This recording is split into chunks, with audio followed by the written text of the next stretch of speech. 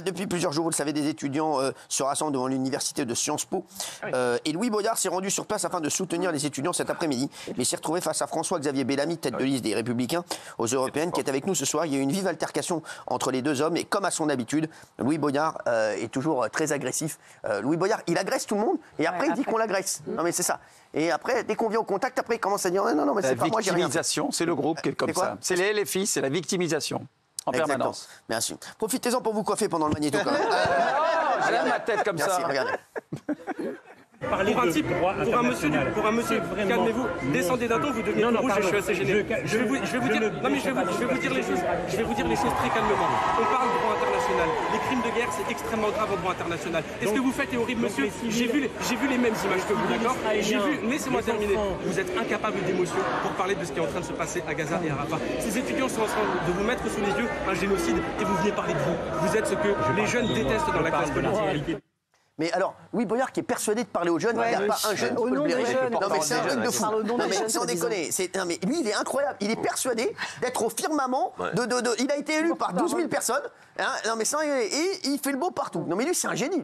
Quand il va dans les facs, il se fait huer. Je sais, mais partout. Il va à la boulangerie, il se fait huer. Il arrive chez le boucher, je vous ai 2 entrecôtes. Non mais il se fait huer de partout. C'est le gars qui se fait le plus huer dans le monde. C'est parce qu'il est jeune et parce qu'il est suivi sur les réseaux, mais il n'a pas compris. Les gens qui le suivent, c'est pour se foutre de sa gueule. Bien sûr, mais c'est ça, sans rigoler. Mais bien. Non mais c'est vrai, il n'a pas compris. Louis Boyard, je te le dis, les gens qui te suivent, c'est pour se foutre de ta gueule. Voilà, non mais c'est insupportable. Bonsoir François-Xavier Bellamy. Franchement, faut du courage quand même. Pour discuter plus de 2 minutes avec Louis Boyard, c'est quand même... Et en même temps, c'est la démocratie. Hein. Mais c'est pas trop éprouvant quand même. Moi, j'ai été sur place parce que ce que je supporte pas, c'est que ces gens prétendent confisquer le monde étudiant pour leur intérêt politique. Parce que c'est ça qui se passe. Et ce qui me frappe, c'est ce que vous disiez à l'instant. Ma conviction profonde, c'est qu'en allant à Sciences Po aujourd'hui, je représentais la majorité des étudiants de Sciences Po. La majorité qui ne veut plus de ces blocages, de cette instrumentalisation permanente. Ça représente quel pourcentage les étudiants qui ils étaient 20 ce matin. Non mais ça, ils étaient 20 ce matin. Sur 15 000. Sur 15 000. Ils étaient 20. Bien sûr, François-Xavier Bellamy, tête de liste, bien sûr, les Républicains, bien sûr, pour les Européennes. Alors, sur ma fiche, on m'a mis tête de liste Renaissance. Non, c'est les Républicains. Vérifiez un petit peu. Si c'est marqué sur la fiche, il y a un vrai problème avec la fiche. Exactement. Franchement, je vais vous le dire, regardez, tête de liste Renaissance. Donc voilà, merci. Bravo, c'est Louis Boyard qui a fait les fiches. Merci. Non mais, est-ce que vous l'avez fait? Dites la vérité, François-Xavier Bellamy. Est-ce que vous l'avez fait pour un petit buzz? Vous avez dit, ça va faire parler de moi, mine de rien. Et c'est vrai qu'en ce moment, je le vois, tous les candidats aux élections européennes essaient, mine de rien, de faire parler d'eux. Et c'est normal, parce qu'ils veulent de plus en plus de notoriété. Ils veulent qu'on s'intéresse à eux, En s'intéressant à eux, on peut s'intéresser à leur programme derrière.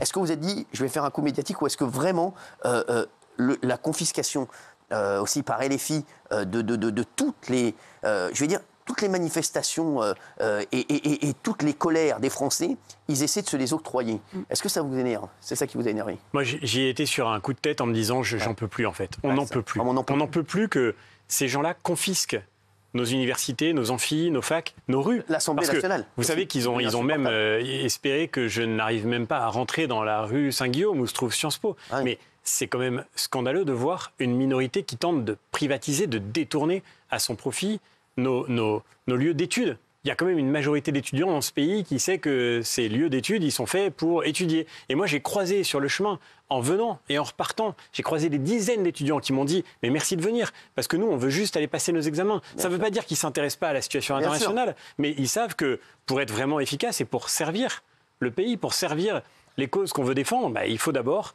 faire le travail nécessaire pour apprendre, pour se former, pour travailler. Il y a Sciences Po, où il y a plein de gens, moi j'entends plein de gens qui me disent maintenant, Sciences Po, dès que je vois quelqu'un de Sciences Po, je ne le prends pas. Mais c'est plus grave que ça encore, vous savez, parce que moi ce qui me marque beaucoup, Sciences Po, c'est un lieu, moi je pense à tous les élèves que j'ai eus, parce que moi j'étais prof en lycée pendant des années, tous les élèves que j'ai eus qui rêvaient d'entrer à Sciences Po.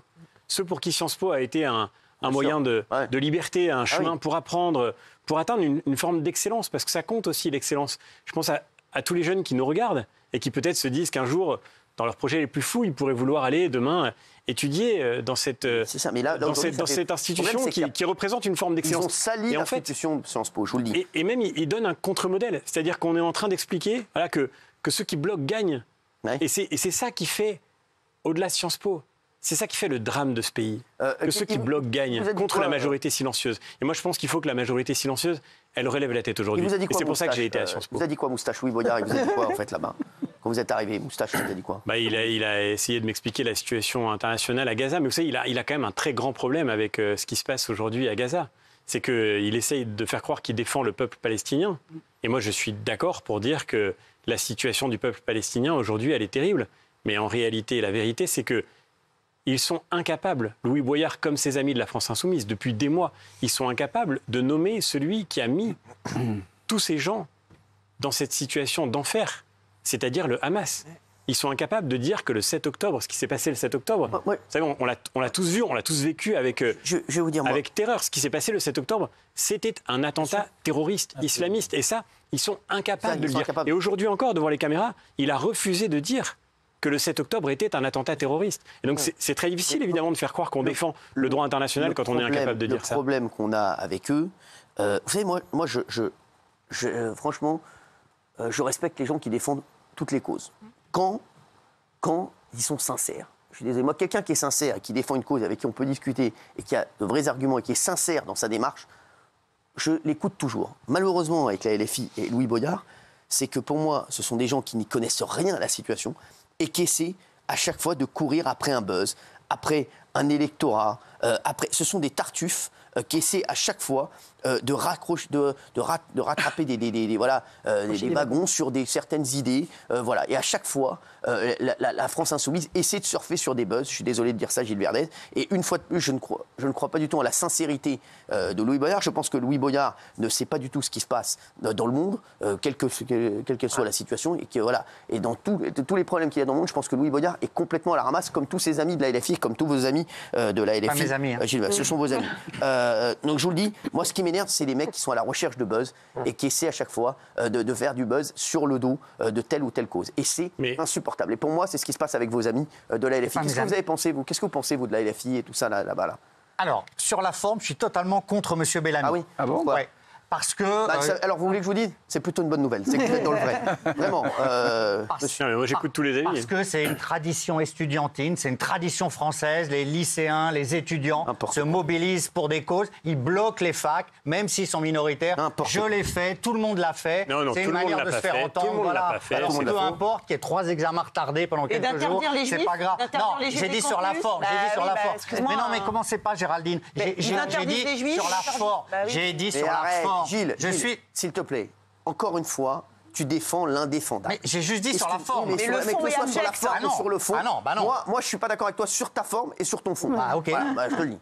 Et sur le fond, alors Moi, j'ai toujours défendu les étudiants qui, pour n'importe quelle cause, bloquaient les universités. Donc là, je les défends. Je ne suis pas d'accord avec le fond. Mais voilà, vous savez très bien que c'est éruptif, M. Bellamy. Qu'est-ce que tu défends? Tu défends pas les étudiants qui ont envie de travailler? Mais Gilles Verdez, excuse-moi, ils étaient 20 ce matin, il y a 15 000 étudiants. Donc tu défends ça, tu défends pas les 14 980 étudiants qui ont envie de travailler. Mais Gilles Verdez, excuse-moi, arrête de dire que ça a toujours été comme ça n'a jamais été comme ça. Toujours, on a toujours bloqué les facs avec... Arrêtez.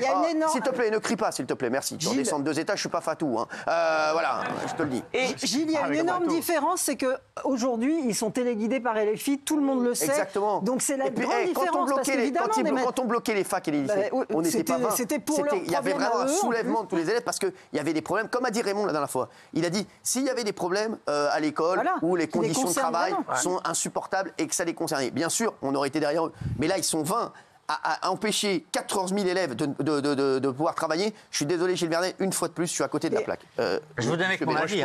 Oui, c'est toujours assez dur. C'est comme Louis Boyard. Moi, je crois qu'on ne peut pas séparer d'abord la forme et le fond. Et qu'il se passe quand même quelque chose d'assez unique dans ces mobilisations, c'est qu'on entend des choses qu'on n'aurait jamais cru entendre en France, dans nos amphis, dans nos universités. Quand je vois qu'effectivement, à Sciences Po, il y a quelques semaines, une étudiante de confession juive a été sans doute empêchée d'entrer dans son amphi parce qu'elle est de confession juive. On se dit, mais ça, pour le coup, ça n'est jamais arrivé depuis tellement longtemps dans notre pays. Et ça devrait jamais arriver dans un pays comme le nôtre. Quand on entend des gens qui scandent des slogans qui sont explicitement antisémites, et on voit que l'antisémitisme monte partout, et bien moi je crois que là, pour le coup, c'est quelque chose qui devrait tous nous réunir. On a le devoir de dire non, stop, jamais, jamais ça. Et deuxièmement, sur la forme. Moi je suis désolé, mais la France, elle n'a pas été faite par des étudiants qui bloquaient, mais par des étudiants qui étudiaient et qui avaient bien travaillé. Ouais. Et en fait, le grand problème, c'est qu'aujourd'hui, l'image que donnent ces étudiants qui bloquent, l'image qu'ils donnent à tous nos lycéens, à tous nos collégiens, c'est finalement faites n'importe quoi et à la fin vous aurez raison. Exactement. Moi je dis qu'aujourd'hui il faut réagir avec fermeté. Par exemple, prenons ces choses toutes simples. Là, vous avez des étudiants qui, aujourd'hui, sont en train d'empêcher d'autres étudiants de passer leurs examens. Eh bien, ces jeunes-là, s'ils se rendent coupables de ça, je pense qu'ils devraient être interdits d'examen. Je pense que les étudiants étrangers qui ont été invités, c'est un privilège insigne, invités à venir étudier sur le sol français, dans nos universités ou bien à Sciences Po Paris, eh bien, les étudiants étrangers qui se commettent avec ces troubles à l'ordre public, il faut qu'ils soient raccompagnés chez eux maintenant. Parce qu'il n'y a aucune raison qu'on accueille des gens qui viennent troubler les études de ceux qui veulent travailler. Et puis, il y a des étudiants qui reçoivent des bourses. Moi, je trouve ça beau. C'est beau parce que c'est un signe de la solidarité de toute la société. On fait en sorte que les étudiants qui n'ont pas les moyens, ils puissent aller travailler, ils puissent aller étudier. Eh bien, des étudiants boursiers qui se rendent coupables de ça, de la même manière, on doit leur retirer ces bourses. Parce qu'il n'y a aucune raison qu'on finance avec l'effort de la nation des étudiants qui sont dans nos amphis pour empêcher les autres de travailler. Voilà, et ça, c'est une manière de remettre le bon exemple. Parce qu'au-delà même de nos amphis, je pense que le grand problème de notre pays aujourd'hui, c'est qu'à la fin, ceux qui bloquent finissent toujours par avoir raison. Et c'est avec ça qu'il faut rompre maintenant. C'est de ça qu'on ne peut plus de cette logique-là. On veut sortir de là. Et tous les étudiants de Sciences Po que j'ai rencontrés aujourd'hui et qui disent qu'ils n'en peuvent plus, parce que ça fait des semaines en fait que vous avez une minorité qui est en train d'écouter les grands discours de Jean-Luc Mélenchon dans la rue Saint-Guillaume, et bien ces étudiants de Sciences Po qui veulent simplement bosser, on a le devoir de leur donner raison à eux aujourd'hui.